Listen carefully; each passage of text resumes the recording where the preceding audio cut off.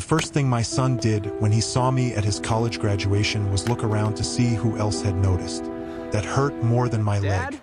I was standing near the parking Hey there, lot of son. Westbridge I brought University you with these. one hand gripping my crutch, Thanks. the other holding a You did it, bouquet of son. yellow Yeah. roses Yes. I had bought from a grocery store on the way there. Why did The you have to flowers were come? wrapped in clear plastic. The price sticker still stuck to the corner because I had been too nervous to peel it off without tearing the paper. In my jacket pocket was a card I had rewritten 3 times, and inside that card was $300 in cash, saved over months from small repair jobs and skipped lunches. My name is Thomas Reed. I was 54 years old, walking with a damaged left leg, a metal brace under my pants, and a spine that reminded me of bad weather before the clouds even came in. But that morning, I did not care about the pain.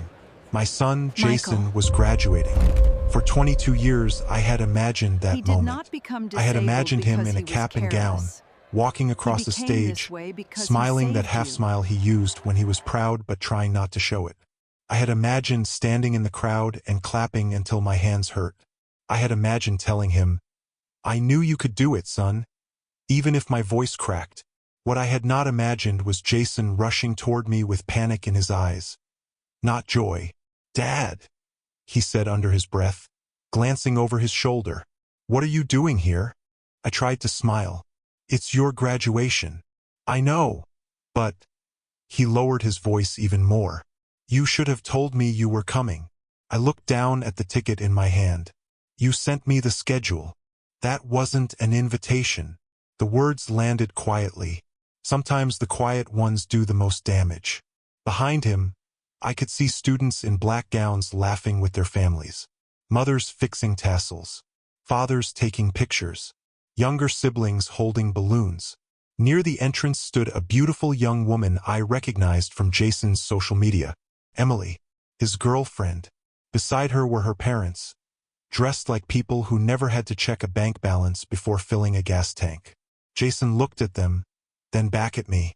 "Dad, please don't make this awkward," he whispered. "My friends are here. Emily's parents are here. I just don't want people asking questions." "Questions about what?" He looked at my crutch. He did not have to answer. For a few seconds, I could not hear the crowd anymore. I could only hear the soft click of my brace when I shifted my weight, the sound that had followed me for almost 20 years. I looked at my son, the boy I had carried through fevers, school nights, baseball tryouts, and heartbreaks, and realized he was ashamed of the body I had been left with after saving his life. Except he did not know that part. He only knew the damaged man in front of him. Jason reached for my elbow, trying to guide me away from the main walkway. "Maybe you can sit toward the back," he said. "Just for the ceremony. We'll talk later." I looked at the flowers in my hand. "I brought these for you." He winced as if the bouquet embarrassed him too. "You don't have to do all this," he said. "People already think I came from nothing." That was when the roses felt heavy. I nodded once because I did not trust my voice. I started to turn away, telling myself I had survived worse pain than this. I could sit in the back. I could clap quietly. I could leave before the pictures. I had spent most of Jason's life stepping out of the frame so he could feel normal. But then a woman's voice cut through the noise behind us. "Thomas Reed." I turned. An older woman stood a few feet away, staring at me as if she had seen a ghost. She had silver hair pulled into a neat bun and wore a navy dress under a light coat. Her face was older, but I knew her eyes before I knew her name. Helen Parker. She had been a nurse at Mercy General the night everything changed. Her gaze moved from me to Jason, then to my crutch, then back to Jason's face, which was still tight with embarrassment. "Oh, sweetheart," she said softly. "You don't know, do you?" Jason frowned. "Know what?" I felt the blood drain from my face. "Helen," I said quietly, "please don't." But she was looking at my son now, and there was a sadness in her eyes that I had spent 2 decades trying to avoid. "Your father didn't become disabled because he was careless," she said. "He became this way because he saved you." The crowd kept moving around us, but for us, everything stopped. Jason stared at her like she had spoken in a language he almost understood but could not accept. "What are you talking about?" he asked. Helen looked at me, asking permission with her silence. I could not give it. I could not take it back either, because the secret I had buried to protect my son from guilt had finally climbed out of the past. Right there in the middle of the day I had wanted to be the proudest day of his life. Before the accident, I was not a man people pitied. I was strong then. Not bodybuilder strong, not the kind of strong that gets attention, but useful strong. I could lift a transmission with another mechanic and carry it across the shop. I could stand 10 hours on concrete and still come home with enough energy to let Jason climb all over me like I was a jungle gym. My hands were always scraped. My shirts always smelled faintly of gasoline, and my back never complained unless I really pushed it. I worked at Miller's Auto Repair on Maple Street. It was a small garage with 2 bays, a soda machine that ate quarters, and a radio that only picked up 3 stations if the weather was right. I loved that place. I loved the rhythm of it. The lift rising, the air wrench rattling, the sharp smell of brake cleaner, the satisfaction of hearing an engine turn over after everyone else had given up on it. My dream was simple. One day I wanted my own sign. Reed Auto Repair. Nothing fancy. Just a clean shop, honest prices, maybe a little office with Jason's drawings taped to the wall. I used to picture him as a teenager sweeping the floor after school, pretending he did not care while secretly learning the difference between a bad alternator and a dead battery. I had already started saving for the lease on a small building near Route 6. Then Jason was born, and every dream I had rearranged itself around him. He was a serious baby, always watching the world like he was trying to understand the rules before he joined in. I used to hold him in the rocking chair after late shifts, whispering about cars, weather, baseball, and the future. He would grab my finger with his tiny hand, and I would feel like the richest man in Ohio. His mother, Marianne, loved him too, but she loved life when it was easy more than she loved people when they were hard. I did not know that yet. Back then, we were a young family with bills, hopes, and a little boy who made every room brighter. When Jason was 3, he had a red rubber ball he carried everywhere. He bounced it in the hallway, rolled it under the kitchen table, slept with it beside his pillow. One afternoon, that ball rolled into the street. That is the part everyone remembers. But what they never understood was how fast it happened. One second, Jason was on the sidewalk outside the garage while I talked to a customer. The next, his ball bounced off the curb, and he ran after it with the blind trust of a child who believed the world would stop for him. The truck did not stop. I remember the horn. I remember someone shouting. I remember Jason turning toward the sound, too small to understand danger and too far for anyone else to reach. I ran. There was no decision, no heroic thought, no time to weigh consequences. My body moved before my mind could form words. I hit Jason with both hands and shoved him toward the sidewalk as hard as I could. He flew out of the way. I did not. The truck struck my left side first. The impact shattered my leg, threw me into the pavement, and drove a line of pain through my spine so bright that the sky went white. I remember lying on the road, hearing people scream, and trying to turn my head. I only wanted to see Jason. He was crying, but he was alive. That was enough. At the hospital, doctors used words that sounded far away. Compound fracture, pelvic damage, nerve trauma, spinal compression, multiple surgeries. Permanent mobility imperme. They put metal where bone had broken. They told me I would walk again, but not the way I used to. They told me pain would be part of my life.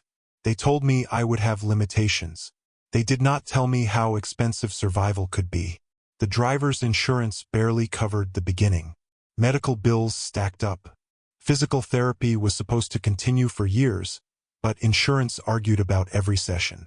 My job at the garage waited for me as long as it could, but a mechanic who cannot stand long, lift safely, or crawl under cars is not the same mechanic he was before. The lease deposit for my future shop disappeared first. Then my tools. Then the savings account. Marian lasted a little over a year after the accident. At first, she cried beside my hospital bed and told me we would get through it. Then the bills came. Then the pain made me irritable. Then I needed help getting dressed on bad mornings. Then she started staying out late. Then one night she packed 2 suitcases and said she could not spend the rest of her life taking care of a broken man. Jason was 4. He asked where Mommy went. I told him she needed time. I did not tell him she left because the man who saved him came home damaged. That became the pattern of my life.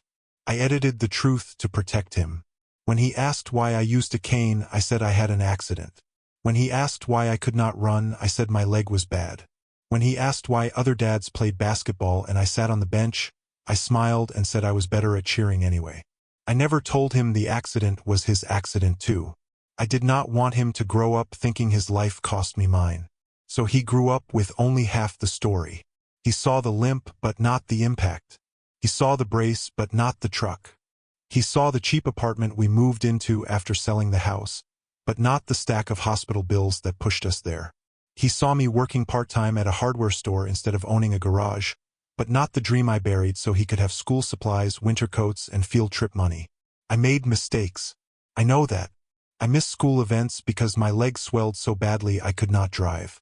I snapped at him sometimes when pain had worn me thin. I could not teach him to throw a curveball or chase him across the yard. I was not the father I had imagined being. But I loved him with everything I had left. Some nights, after he fell asleep, I would sit at the kitchen table with a heating pad against my hip and count dollars into envelopes.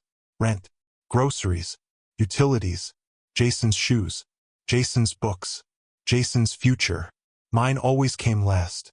If you have ever had a parent or grandparent who sacrificed quietly, maybe even so quietly that you did not understand it until years later, leave your thoughts in the comments. Sometimes the deepest love is not loud. Sometimes it is a person pretending they are fine so you can keep believing the world is safe. I thought silence was mercy. I thought hiding the truth would free Jason from guilt. But silence leaves empty spaces, and children fill those spaces with whatever they can see.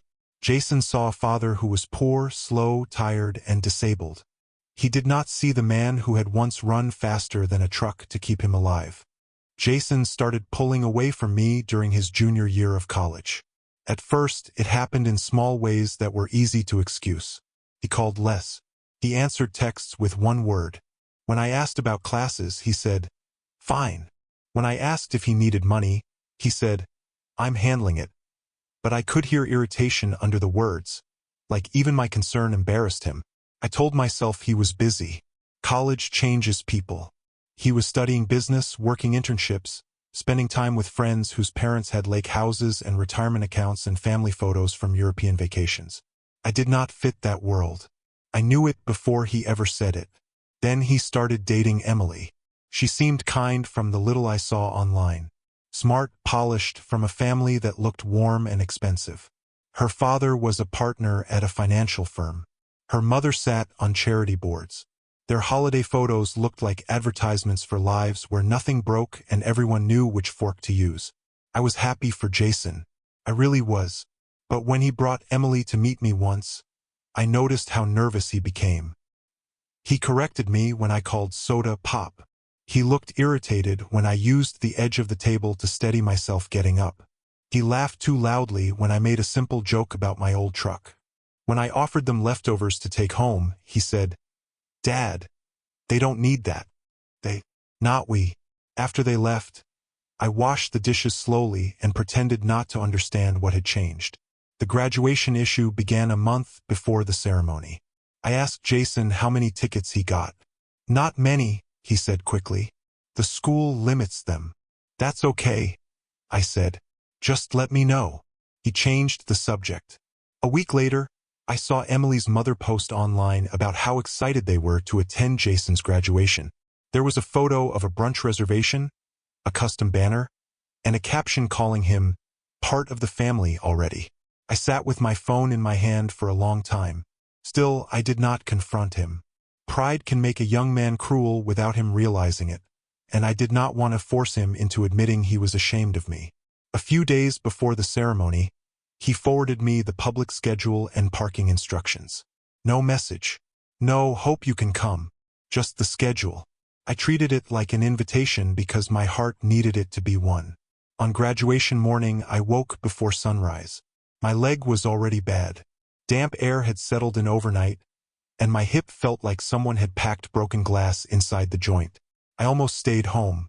I sat on the edge of the bed, brace in my lap, breathing through the pain. Then I looked at the framed photo on my dresser. Jason at 6, missing both front teeth, holding a handmade Father's Day card that said, "My dad is my hero." I put the brace on. The trip took nearly 2 hours by bus and campus shuttle. I wore the gray suit I had bought secondhand and ironed twice.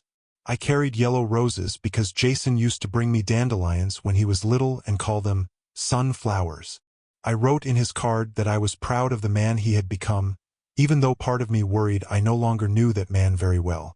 When I reached the parking lot, I saw him before he saw me. Jason looked handsome in his cap and gown, tall, confident, laughing with friends. Emily stood beside him, her arm looped through his, smiling like the future had already opened all its doors. Then he turned. The smile left his face. That moment told me the truth before he said a word. He walked over fast, not with joy, but with urgency. "Dad, what are you doing here?" I tried to keep my voice light. "Wouldn't miss it. You should have called." "I thought the schedule meant." He cut me off. "This is just not a good time." I looked at the families moving around us. "It's graduation, Jason. I'm not here to cause trouble." "I know, but you don't understand. Emily's parents are here. My professors are here. People from the firm are here." I waited. He rubbed his forehead. "Can you just sit somewhere else? Not with us. I don't want people asking me a bunch of questions." "About your father?" His jaw tightened.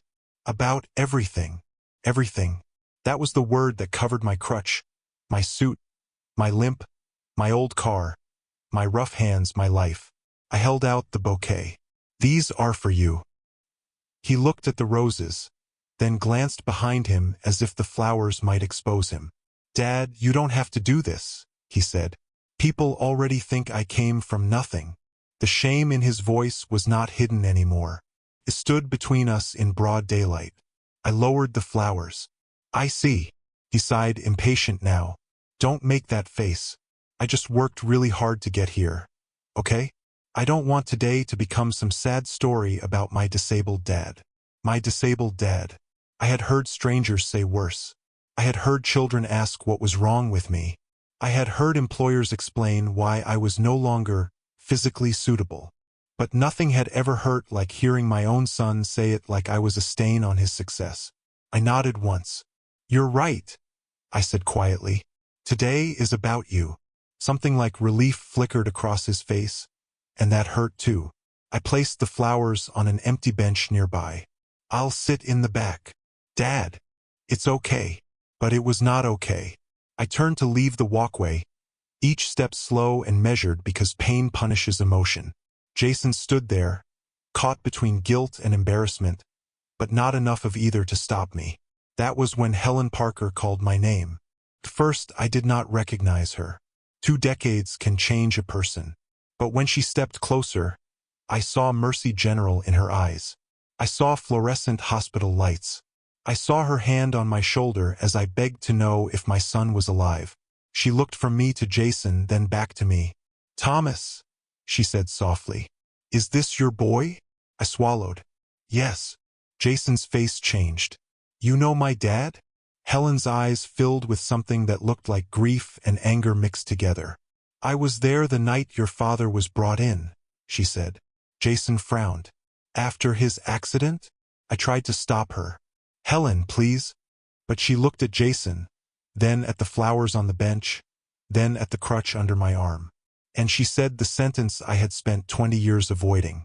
"Your father didn't become disabled because he was careless. He became this way because he saved you." Jason stared at her. "What?" I closed my eyes. The past had found us. And this time, my silence was not strong enough to hold it back. Jason did not believe it at first. I saw the resistance form on his face, the way pride tries to protect itself when truth arrives too suddenly. He looked at Helen like she had misunderstood something, then at me like I owed him a denial. "What is she talking about?" he asked. I forced a smile because it was the only mask I had left. "Nothing that matters today." "Dad, go enjoy your ceremony." But Helen did not move. She had the calm, steady posture of someone who had spent her life watching families fall apart in hospital hallways and knew when a wound needed air. "He was hit by a truck on Maple Street," she said. "You were 3 years old. You ran into the road after a ball. He pushed you out of the way." Jason's face went pale. "No," he said, but it came out weak. I gripped the handle of my crutch until my palm hurt. "Helen." She looked at me with apology in her eyes. "He deserves to know, Thomas. And so do you." Jason turned to me. "Is that true?" I wanted to lie. Even then, after everything he had said, I wanted to protect him. That is what parenthood does to you. Keeps asking for more even after you are empty. But I could not lie with Helen standing there and the truth already between us. "It was a long time ago," I said. "That's not an answer. It's the only one I can give you right now." The ceremony announcements began in the distance. Graduates started moving toward the entrance. Emily approached slowly, her smile fading as she read the scene. Jason looked trapped between the life he wanted to display and the truth he had never known. I stepped back. "This is your day," I said. "Don't let an old story ruin it." Then I walked away before my voice broke. I did not go inside. I told myself I would sit in the back, but by the time I reached the edge of the crowd, I knew I could not. My leg throbbed. My chest felt hollow. I had spent years believing the pain was worth it if Jason could live without guilt. Now I wondered if my silence had not protected him at all. Maybe it had only allowed shame to grow where gratitude might have been.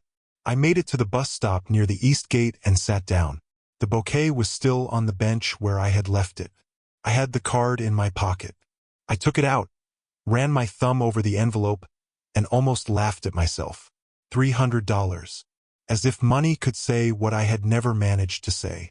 As if a father could fit pride, loneliness, sacrifice, and love into a cheap white card. Back on campus, Jason did not enter the ceremony right away. I learned this later from Emily. He stood near the walkway, staring after me, while Helen told him only enough to make the world tilt. A truck, Maple Street, Mercy General, multiple surgeries. His father asking the same question over and over before they put him under. "Is my son alive?" Jason tried calling me. I did not answer because I had turned my phone off. Not to punish him. I just could not bear to hear his voice while mine was still shaking. So he did the thing I had never expected him to do. He started looking.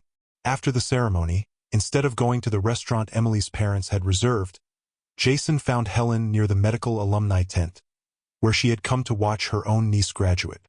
He asked her to tell him everything. Helen was careful. She told him she could only speak from memory, not share private records. But memory was enough. She described the night the ambulance arrived. She described me coming unconscious but bleeding badly, trying to sit up even with a shattered pelvis because I kept asking where Jason was. She described how nurses had to bring him close to my bed so I could see he was alive before I let the doctors take me into surgery. Jason asked why no one had told him. Helen looked sad. "Your father didn't want you to grow up thinking you ruined his life." That sentence followed Jason home. He drove to my house, but I was not there yet. The bus route took longer on weekends. He still had the spare key I had given him freshman year, the one he almost never used. He went inside the small house he had avoided bringing friends to for years. The house was quiet. On the kitchen table was a pill organizer, a heating pad, and a stack of envelopes sorted by due date. On the wall near the hallway were photos of Jason at every age. First day of school, Little League, science fair, prom, college move-in. Not one photo of me from before the accident was displayed. I had packed that life away so thoroughly even my own son had forgotten to wonder who I was before the limp. Jason went to the hallway closet.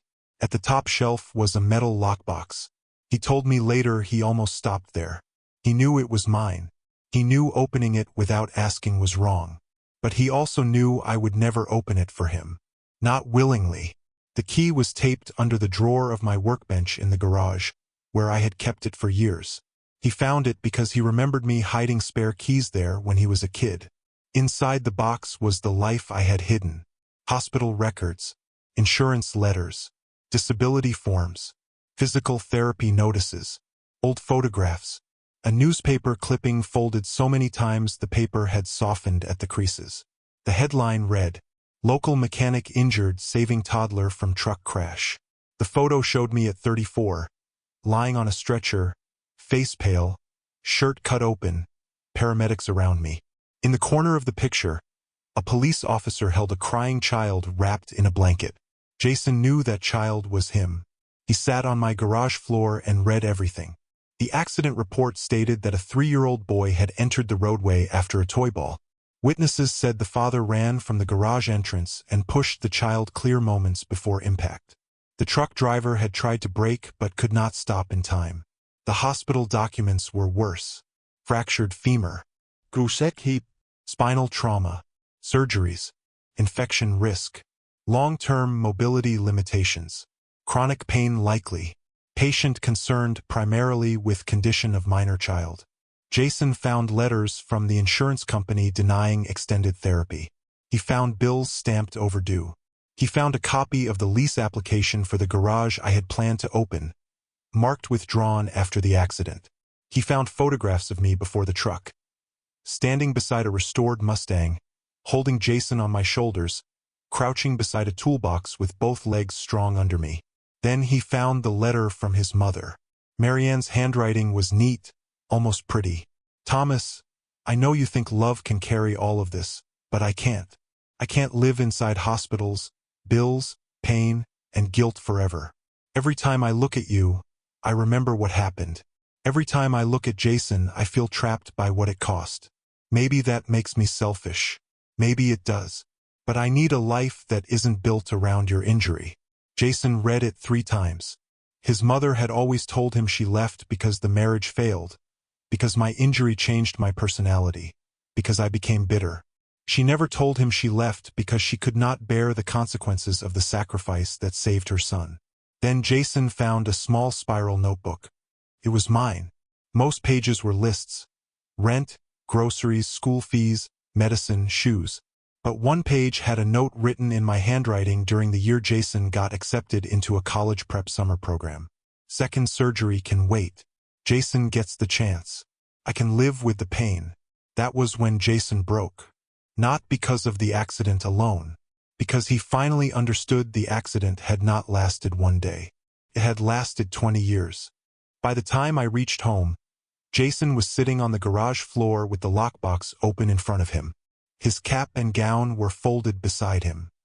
His face was red, not from anger this time, but from crying so hard he looked younger than 22. For one strange second, I saw the little boy from Maple Street again, the one wrapped in a blanket while strangers tried to keep me awake. I stopped in the doorway.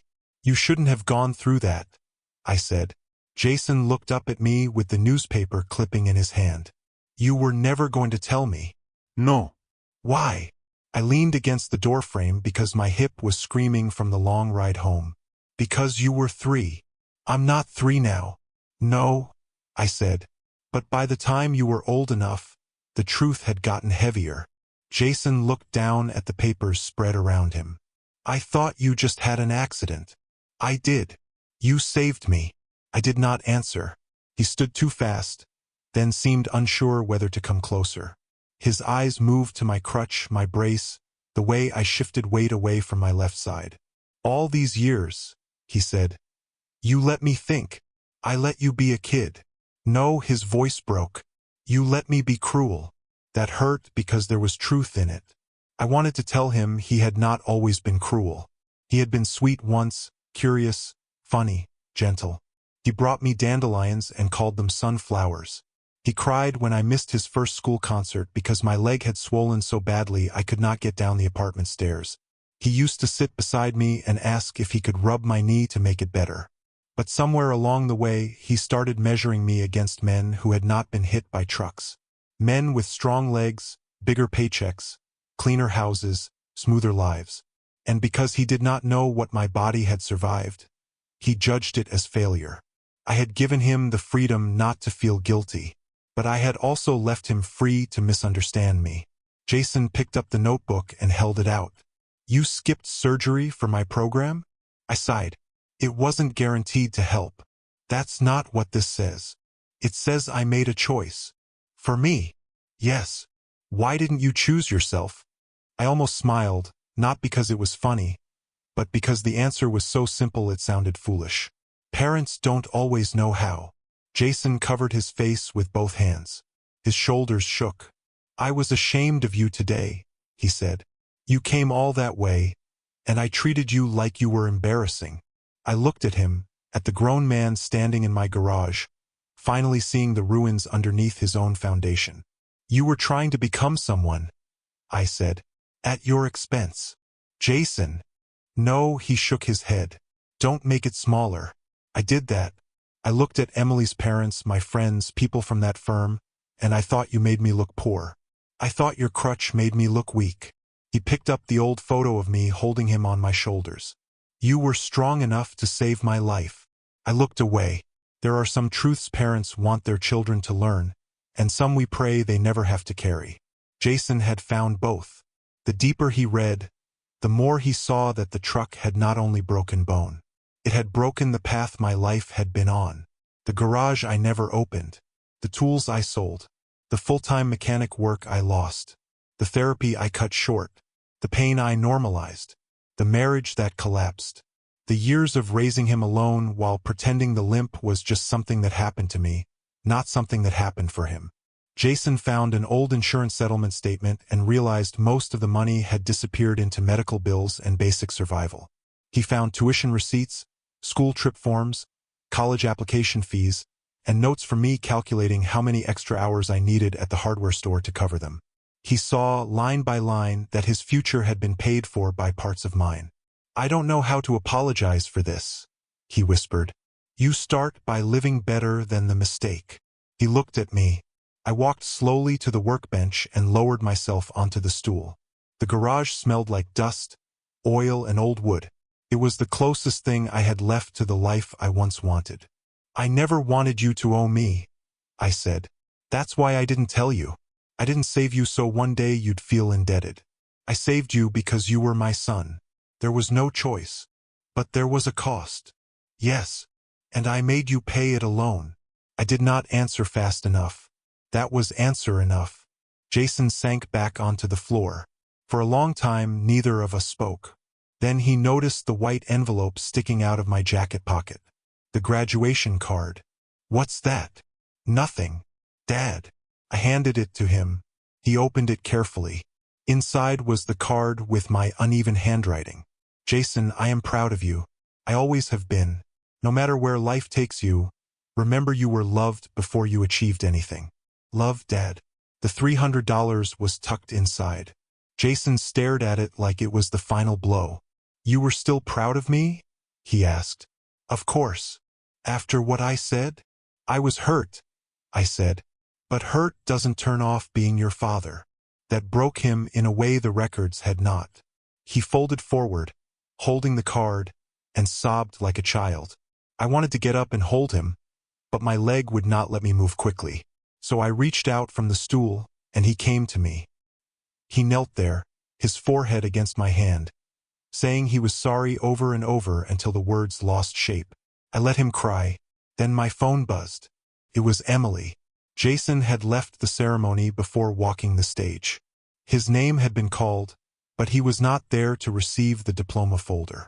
She had been calling him. Her parents were worried. The school staff said there might still be a chance for him to participate in the closing recognition if he returned quickly.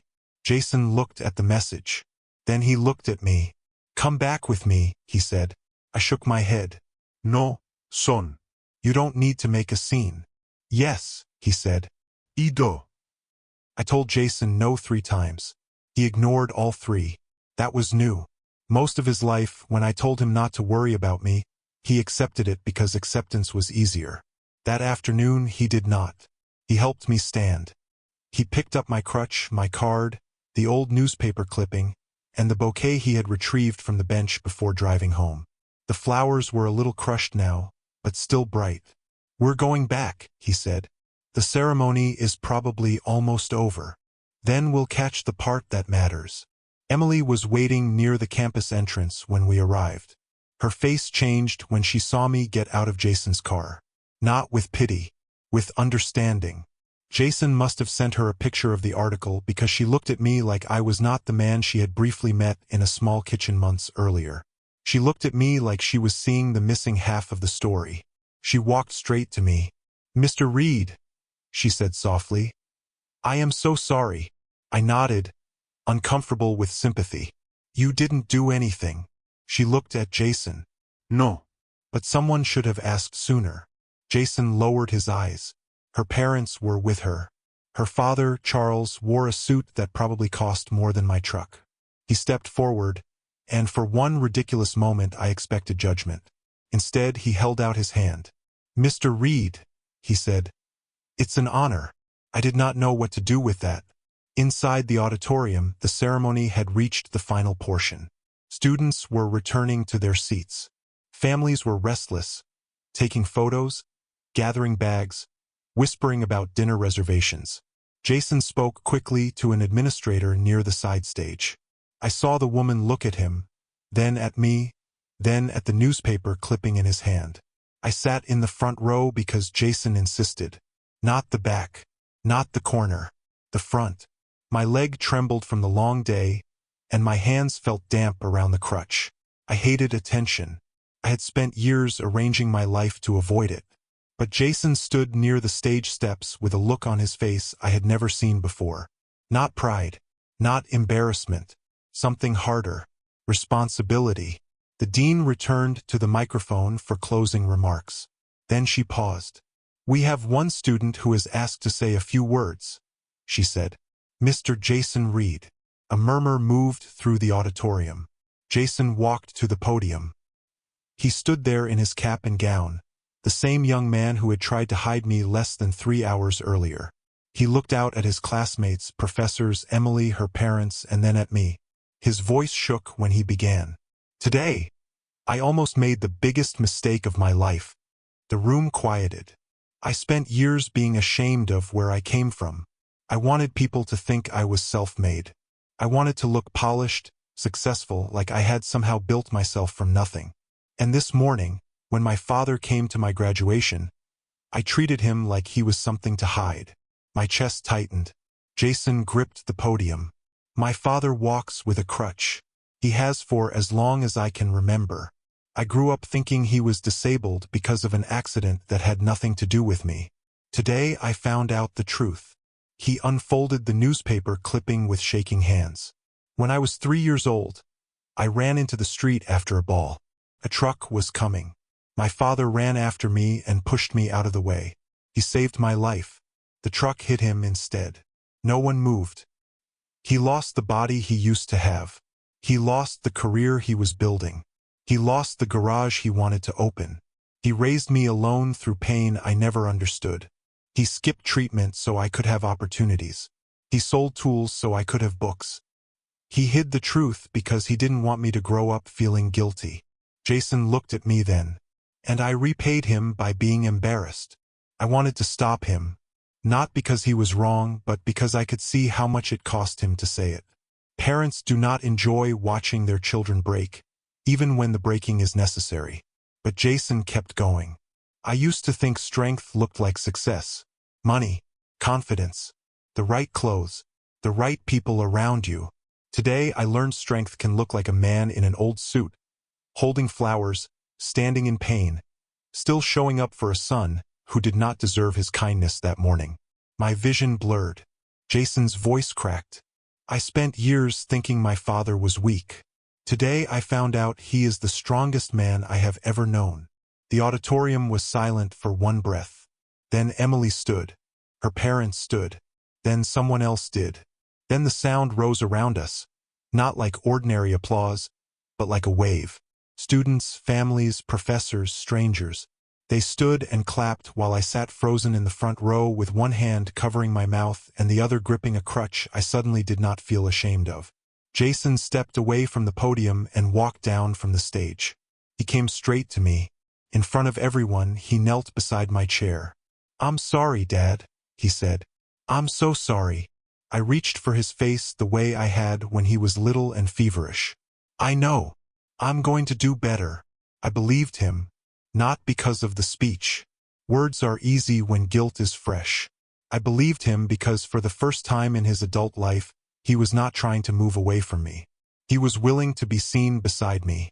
Emily came over with the crushed bouquet. She handed it to Jason. He looked embarrassed, but in a different way now. Softer. Humbled. Then he placed the flowers in my lap. "These were supposed to be mine," he said. "But I think everybody here knows who earned them." People clapped again. I did not feel like a hero. I felt tired, exposed, overwhelmed. But underneath all of that, something I had not felt in years began to loosen. For 20 years, the truth had lived inside my body as pain. That day, my son finally helped me carry it. A public apology can open a door, but it cannot rebuild a relationship by itself. Jason understood that faster than I expected. The first few days after graduation were awkward. He wanted to fix everything immediately, because young people often think regret should come with a repair button. He called too often. He offered to buy things I did not need.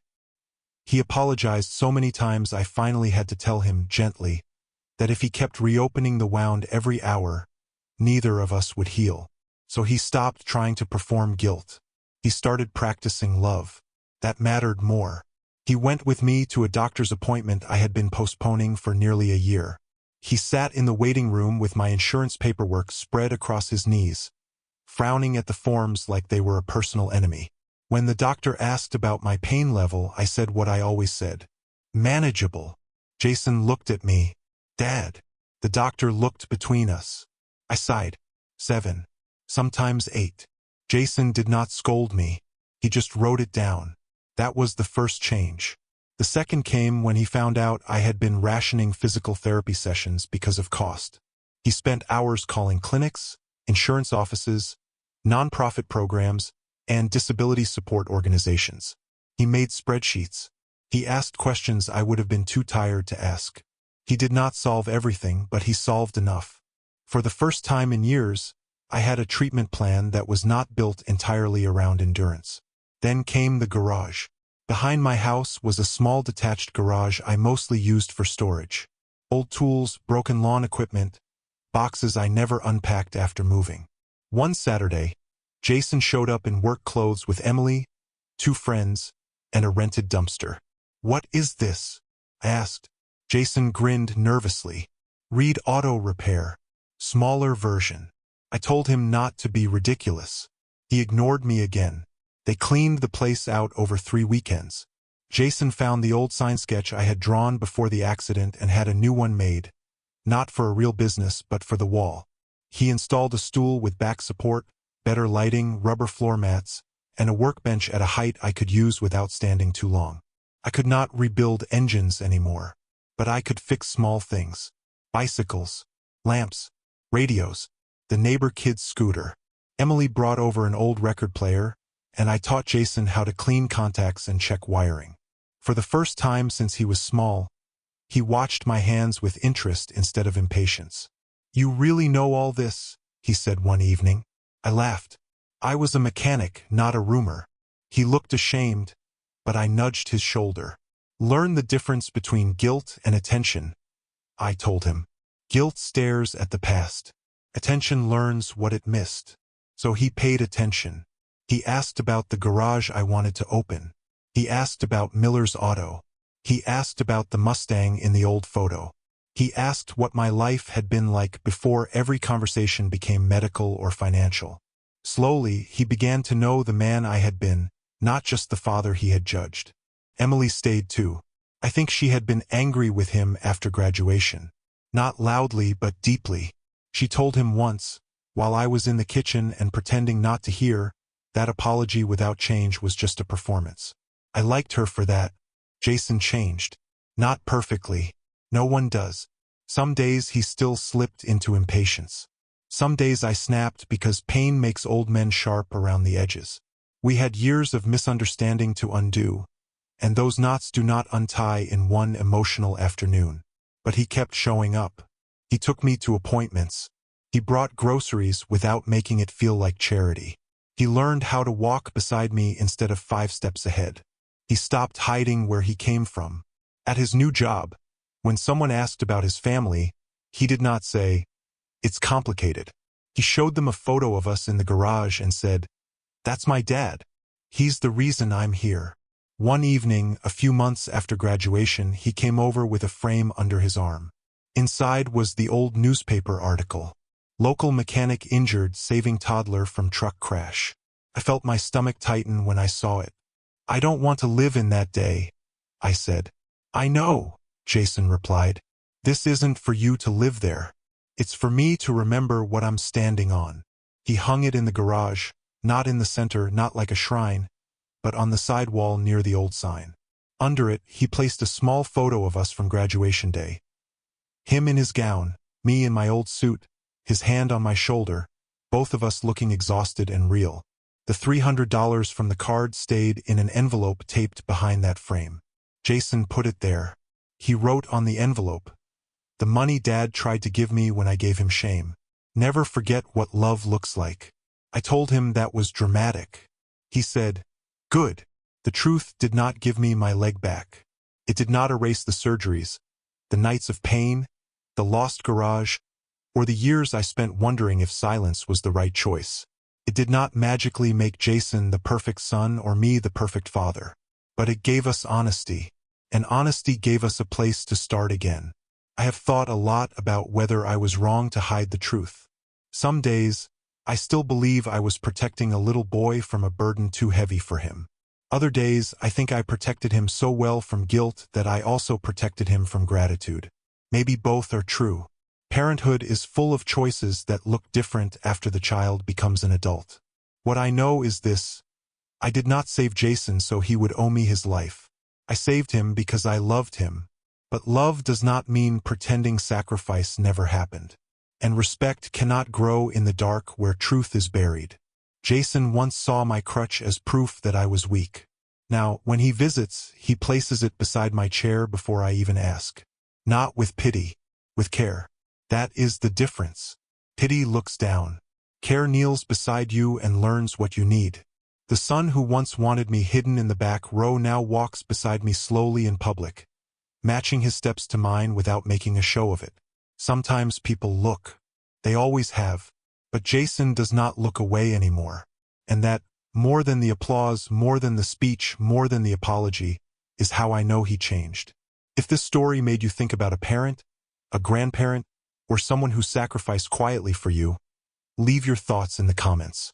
Sometimes the people we misunderstand the most are the ones who gave the most without asking for credit.